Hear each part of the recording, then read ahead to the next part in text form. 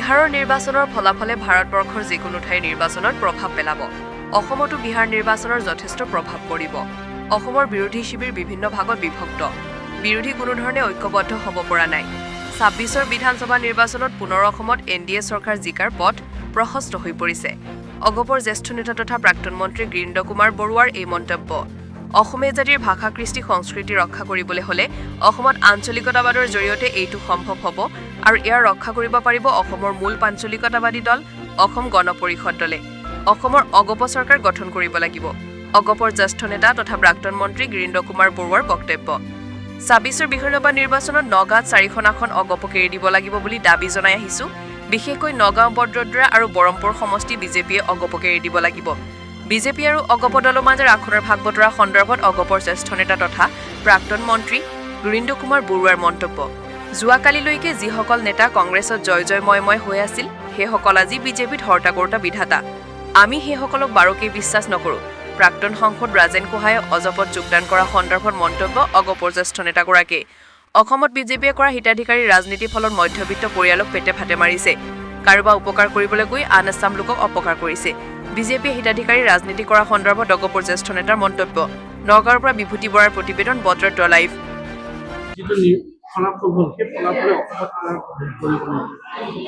চাওক, ৰাজনীতিটো এটা ঢৌ। গতিকে মই ভাবোঁ যে নিশ্চিতভাৱে বিহাৰৰ যিটো আজি ফলাফল, সেই ফলাফলটো ভাৰতবৰ্ষত য'তেই নিৰ্বাচন নহওক কিছু প্ৰভাৱ পৰিবই, কিছু পৰিব।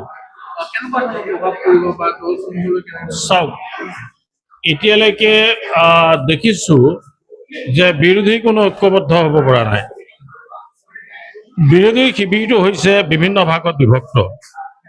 গতিকে আজিৰ দিনটোত মই দেখোঁ যে NDA নেশ্যনেল ডেম'ক্ৰেটিক এলায়েন্স তেওঁলোকে জিকাৰ পথ একেবাৰে প্ৰশস্ত হৈ আছে চৰকাৰ গঠন কৰা। অৰ্থাৎ আমি অসম গণ পৰিষদ দল, মই পোনপটীয়াকৈ ক'বলৈ গ'লে আমি অসম গণ পৰিষদ দল বিজেপিৰ লগত আছোঁ। এতিয়া UPPL আজি নাই। এতিয়া বড়োসকলে তেওঁলোকে হাগ্ৰামা মহিলা ডাঙৰীয়াই এতিয়া নতুনকৈ যোগদান কৰিছে। বা বেলেগ বেলেগ যিবিলাক দল উপদল লৈ পেলাই আমি যিটো নেশ্যনেল ডেম'ক্ৰেটিক এলায়েন্স আছোঁ, মই ভাবোঁ যে আমাৰ নেশ্যনেল ডেম'ক্ৰেটিক এলায়েন্সে এই নিৰ্বাচনত জয়লাভ কৰিব।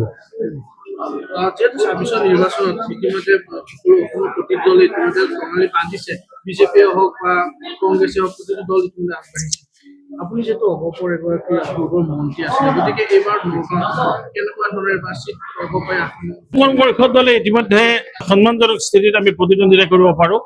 আপোনালোকে নিশ্চয় সেইটো আপোনালোকে মিডিয়াৰ যোগেদি জানিব বিচাৰিছে। আমাৰ নেতৃত্বই সভাপতি ডাঙৰীয়াই, কাৰ্যকৰী সভাপতি ডাঙৰীয়া বা সম্পাদক যিসকল নেতৃত্বত আছে ওপৰত, মই যদিও জ্যেষ্ঠ নেতা, মই নেতৃত্বত নাই, দলত আছোঁ। এইটো একে পৰিষ্কাৰ কথা। দলত আছোঁ, দল এনাৰ প্ৰশ্ন নাই।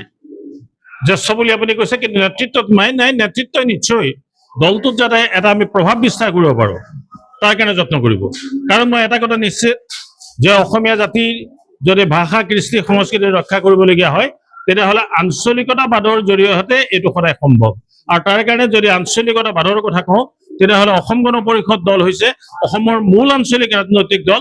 গতিকে অসম গণ পৰিষদ দলক ইয়াত লাগিবই।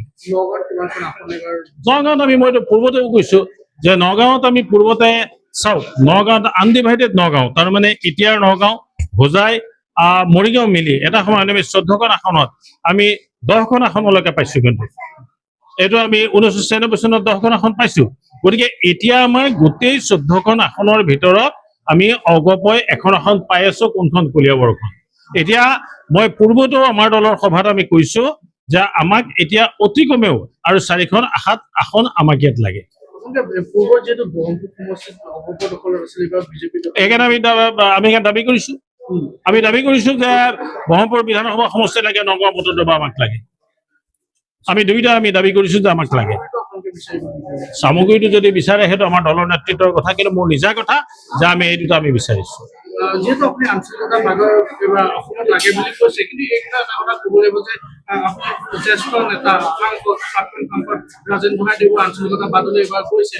গতিকে তেওঁ এইবাৰ AJPত যিহেতু যোগদান কৰিছে, এই সময়ত কি ক'ব আঞ্চলিকতাবাদ? চাওক, ৰাজেন গোহাঁই মাননীয় সাংসদ ৰাজেন গোহাঁই ডাঙৰীয়াই কেলে AJPত জইন কৰিছে সেইটো তেওঁ ক'ব। মইতো তেওঁৰ উত্তৰ দিব নোৱাৰোঁ।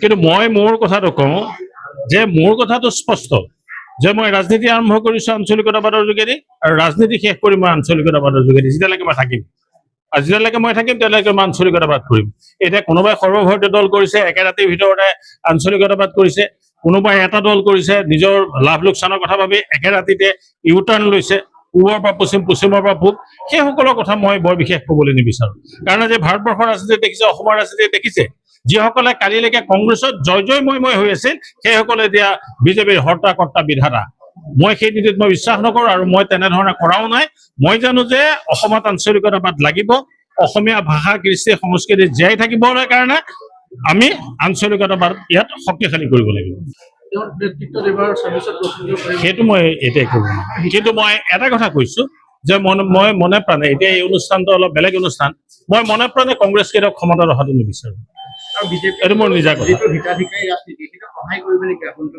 কৰিব বিহাৰত যদি হৈছে একেটাই হ'ব কৰিব বিজেপি কিবা হিতাধিকাৰী ৰাজনীতি কৰিছে বুলি আপুনি ভাবে নেকি ভাবোঁৱে সেইটো কৰি আছে কাৰণ তাৰ পৰা কি হৈছে যে এছামক আমি মধ্যবিত্ত যিসকল আছোঁ মধ্যবিত্তসকলক আমাক পেটে ভাতে মাৰিছে নহয় কাৰোবাক উপকাৰ কৰিবলৈ গৈ কাৰোবাৰ অপকাৰ হৈছে হেৰি হৈছে নহয় পেটে ভাতে এটা চাম মৰিছে নহয় এইটোতো ক'ব লাগিব